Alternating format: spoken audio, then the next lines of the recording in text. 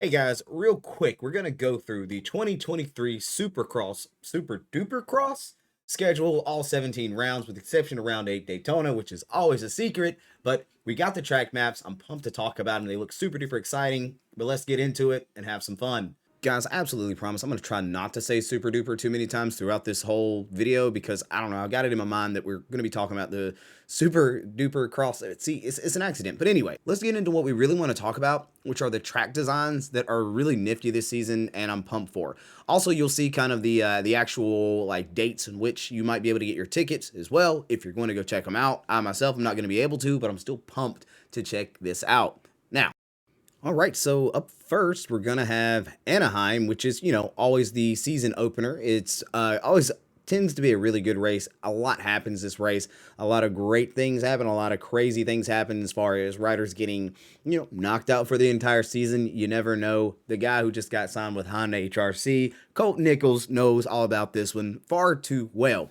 The track looks like a lot of fun, looks like a lot of rhythm, some really good tight whoop sections as I see a few jump on, jump offs, but nothing too crazy on this one. Let's go to the next. And as you can see, round 2, we're going to be popping into Oakland, which I've always liked the weird shape design of the track. I don't know why, but when they're shaped like this because of the stadium that they're in, I always think these tracks look cool. They're a bit tighter. There's more rhythm involved. There's not a lot of fast pace you can do other than the speed you're making going through the rhythm sections themselves. But Oakland looks like it'll be a lot of fun to watch and enjoy as well. Track Mac from San Diego, which is round 3.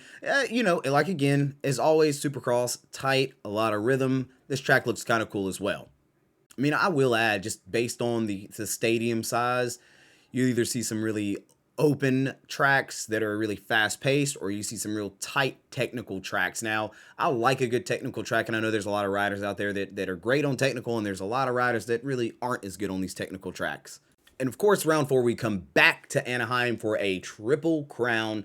The Triple Crown track, I don't know, they always make them a little bit more interesting. They keep the technicality within there, but Anaheim tends, in my opinion, because it's a larger stadium, it tends to be a bit faster than what you see on some of the other tighter, closed-in tracks. But Triple Crowns are always exciting to see. They're fun. You never know what can happen, and they just toss it up. I was really stoked that they added Triple Crown into Supercross. I really do like what they've done for round 5 in Houston. The track has some technical aspects to it, but it does have a really high-speed area with the after the finish line. You've got that long straightaway, a real nice sandy sweeper that goes into a single, into a nice size triple-double.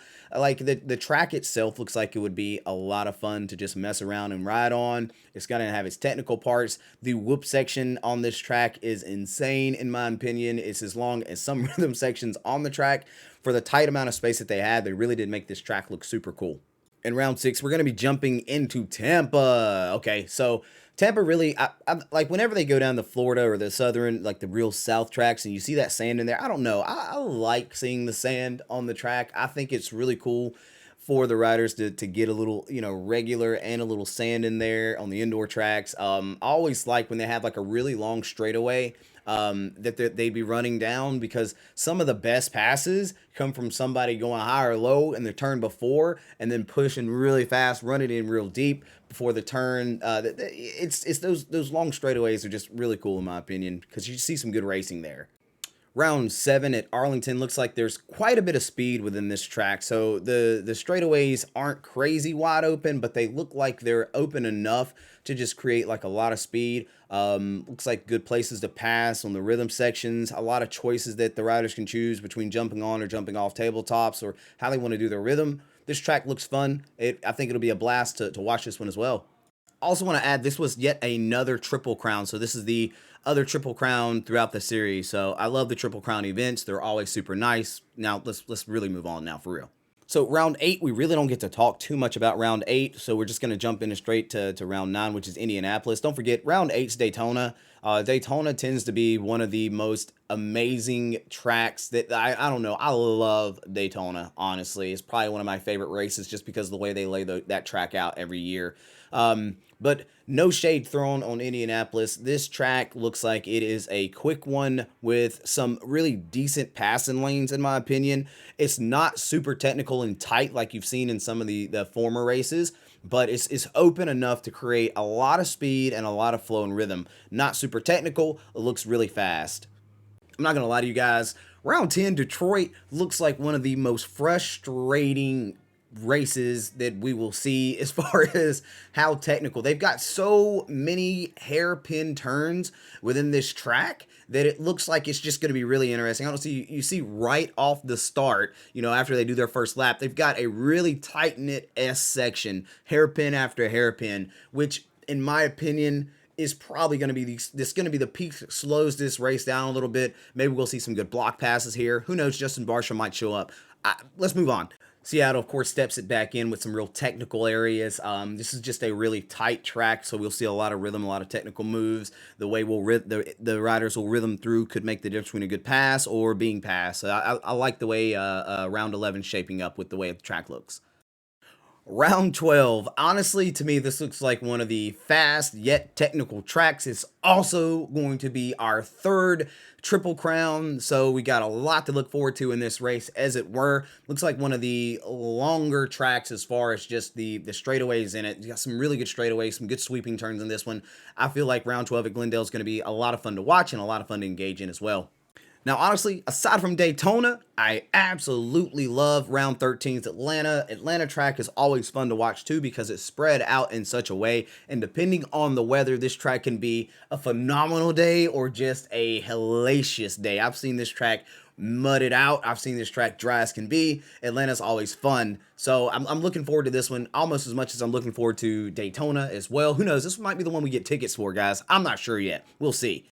Round 14, going back to East Rutherford, New Jersey, which, this is an East-West showdown. So this one is actually pretty cool. I like how tight-knit the track is, but it does have a few good, straightaway, like that one good straightaway right there. I don't know. I've always been a fan of a good straightaway just to see people running in deep and maybe put in a little block pass right before that nice, gnarly whoop section that we have right there. Jumping into round 15 in Nashville, which isn't too far from me. I mean, this is another place where we might grab the tickets. You notice in Nashville, they kind of sprinkle a little bit of sand on this track. They have some really interesting options there at the top left-hand corner. You can see you've got a few different options, either playing around in the sand or maybe you're going to do these little single jumps around. Who knows? It still looks like it's very technical in that section. We know, like I say, there are some riders that just kill on these technical tracks a little bit more when there's a little sand, a few options, just making the right choices, making the right passes, finding the fast lines. This track does look really interesting. Looking forward to see how this one paces out as well. Yeah, next up we've got round 16 in Denver, which Denver, this is like a fan favorite for the Tomac fans out there. Like, this stadium gets so loud. I swear it gets so loud when you've got Tomac running at this track anyway, because Tomac's a beast. But this track looks really fun, super technical. Looks like it's high speed at the same time. Some really, really, really nice rhythm sections. I like the long start. Looks like it'll be a good, just a really good track overall. Plus, we're winding down to the end of the season, so it's always hype at this point. Then we've got round 17 at Salt Lake City, guys. Of course, this is East-West. This track, I love the soil that they use for this track. It just always looks like it's a good soil that they use for it. The track looks like it'll be fun, not super duper technical. It looks like a fast track, but it's your season ender. I think it'll be a nice one. It'll be a nice pump up to the end of the season. Supercross is always great. Are we calling it Supercross? Are we calling it like Super Duper Cross? I don't know what we're calling it. Anyway. So really, that's all the tracks. I'm pumped. Like I say, the Atlanta and the Daytona races are always my favorite races. I'm super stoked about them.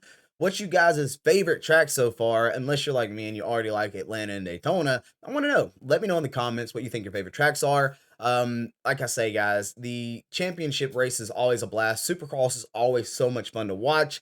I'm pumped for this season. There's a lot of interesting things going to be happening this season, from Honda HRC getting new riders to all kinds of stuff. So we're going to really see an exciting season turn out. Now, mad love, guys. Great vibes, and I hope to bring you as much content as I can about racing. Adios and have a good one, guys. Check out the other videos because they're pretty lit.